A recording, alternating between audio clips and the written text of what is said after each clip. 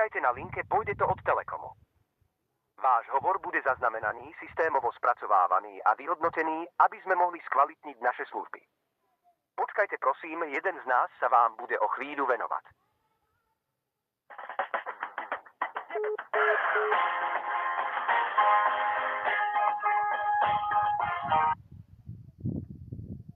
Do videohonek môžem volať? Haló, Haló, počujeme sa? ako sa vybaví SIM karty o paušály? Neviem, aké paušály. Chcete kúpiť niečo?